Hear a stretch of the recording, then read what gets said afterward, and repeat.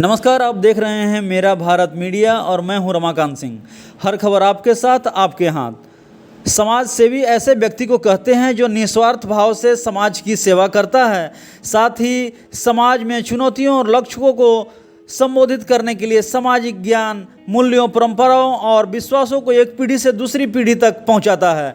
सहज सरल व्यक्तित्व और समाज सेवी जिनका संकल्प है, ऐसे ही व्यक्तित्व की मैं बात कर रहा हूं, जो रफीगंज विधानसभा के पूर्व प्रत्याशी, लोजपा के प्रदेश महासचिव और एक अच्छे समाज सेवी में शुमार प्रमोद कुमार सिंह ने आज बताया कि विधायक बना तो भ्रष्टाचार मुक्त होगा रफीगंज, साथ ही किसानों के खेतों में पहुंचेगा लाल पानी, मेडिकल कॉलेज के निर्माण के साथ होगा रोजगार की बहार।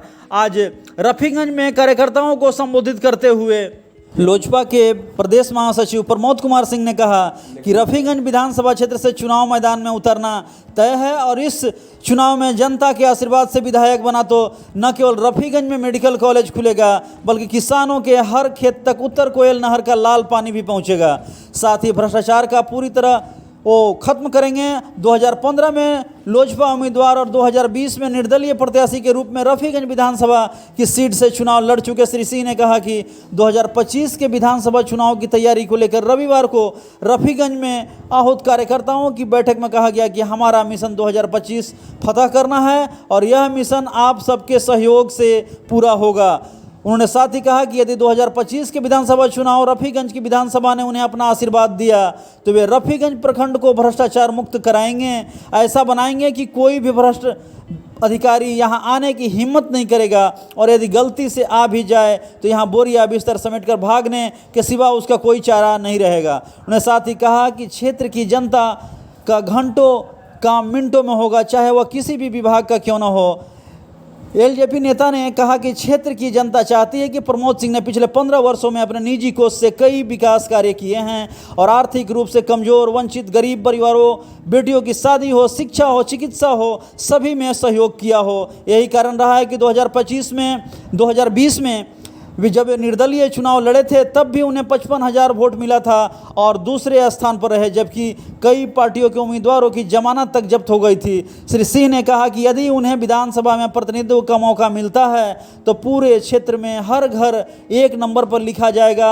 जिस क्षेत्र की जनता अधिकारियों और कर्मचारियों की शिकायत दर्ज वहां करा सकेगी, इन शिकायतों को संज्ञान लेते हुए त्वरित कार्रवाई की जाएगी। और साथ उन्होंने बताया कि प्रखंड स्तर पर ही नहीं बल्कि पंचायत स्तर पर भी जनता दरबार लगाएंगे, जहां सभी विभाग के अधिकारी मौजूद होंगे। उन्होंने संकल्प लेते हुए कहा कि यदि उन्हें नेतृत्व का मौका मिला तो रफीगंज में मेडिकल कॉलेज खुलेगा और यह मेडिकल कॉलेज राज्य के गिने चुने मेडिकल कॉलेजों में से एक होगा।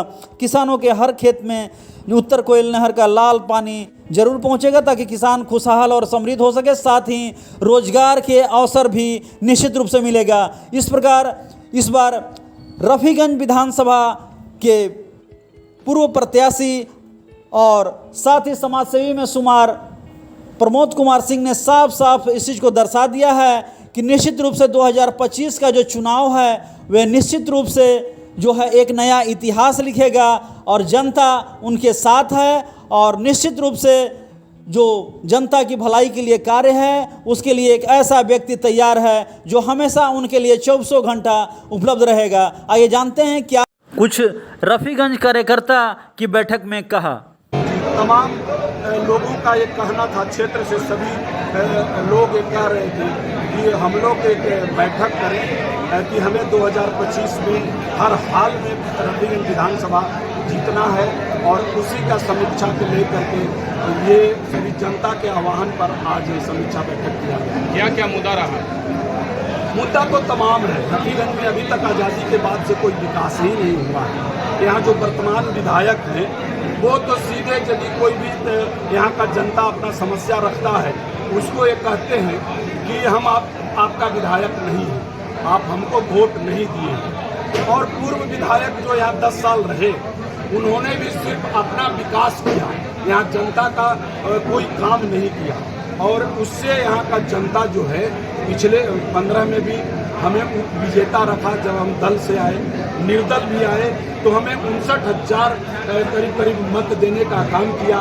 सबसे बड़ा रफीगंज विधानसभा के जो जनता और हमारे बीच जो भरोसा बना हुआ है वो एक मजबूत कड़ी है। उसके कारण आज यहाँ की जनता, यहाँ के भ्रष्टाचार जो पदाधिकारी हैं उससे त्रस्त हैं।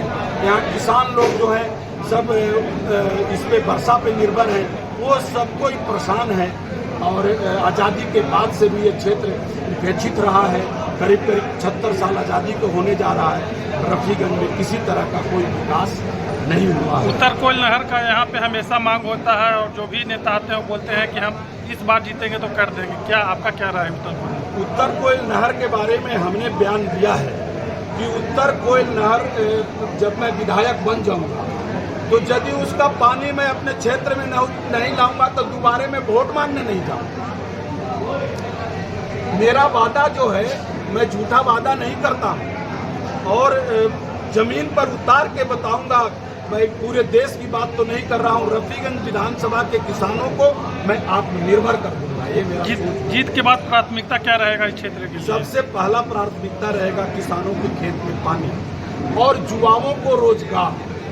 यहाँ आज बहुत दिनों से, आज करीब 3 साल से सुन रहा हूँ मेडिकल कॉलेज खुलेगा, रफीगंज में खोलने की बात आया। इसके बाद लोग औरंगाबाद ले गए।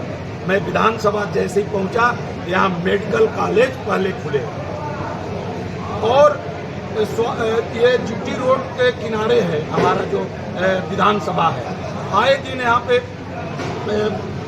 एक्सीडेंट होते रहता है, तो उसके कारण से भी, और बॉर्डर भी लगता है हमारा झारखंड से, तो गाड़ियों का आवागमन ज़्यादा है।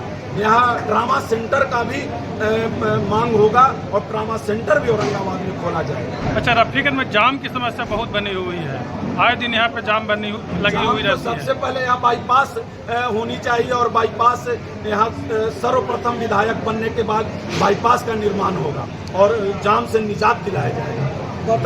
वर्तमान स्थिति है कि 2 गुटों में जो है राजनीति चल रही है, गठबंधन का, एक एनडीए और दूसरा जो है महागठबंधन। और जब चुनाव का वक्त आता है तो उड़न खटोला की तरह, पैरासूट की तरह जो है कैंडिडेट बनाया जाता है। अगर यदि आपको दल से हट करके अगर यदि चुनाव लड़ना पड़ेगा तो उस परिस्थिति में क्या कीजिएगा? नहीं, वो हमारे ऊपर, अभी हम दल से बंधे हुए हैं। अभी इस बात को मैं नहीं कह सकता हूं कि दल से हट करके क्या करना होगा। वो हमारे लिए यहाँ के जनता निर्णय लेगी कि हमको क्या करना है। ठीक है, जनता की तरफ से क्या कीजिएगा? जीतिएगा। भ्रष्टाचार एक ईमानदार व्यक्ति खत्म कर देगा। जिस दिन मैं विधायक बना उस दिन यहाँ के पदाधिकारी अपने आप ट्रांसफर करा लेंगे। वो जानेंगे ना कि जो प्रमोद सिंह है ये तो स्वयं का पैसा लगा करके क्षेत्र में विकास करता है, और जो सरकार द्वारा दिया हुआ पैसा का दोहन करने वाले यहाँ बचेंगे नहीं। उनको अल्टीमेटम दे दिया जाएगा कि आप या तो यहाँ से ट्रांसफर करा लीजिए या ईमानदारी पूर्वक जनता का काम कीजिए। और हर ब्लॉक के, हर विभाग के दरवाजा पे एक हमारा नंबर रहेगा कि जिससे जो कोई घूस मांग रहा है वो तत्काल इस नंबर पे फोन करे। हम 1 से 2 दिन के अंदर या तत्काल औरंगाबाद में उपलब्ध रहे तो उसी समय हम उस कार्यालय में जा करके और उसका निदान करेंगे। जिला मुख्यालय एवं जिले के विभिन्न क्षेत्रों में आज पानी की सबसे बड़ी समस्या उत्पन्न हो गई है, जिसका मुख्य वजह श्री सीमेंट प्लांट जिला मुख्यालय में स्थापित एनपीजीसी और शहर में चल रहे औरंगाबाद एवं नगर पंचायत रफीगंज में भी आरओ प्लांट को माना जा रहा है। इस संबंध में आपका क्या राय है?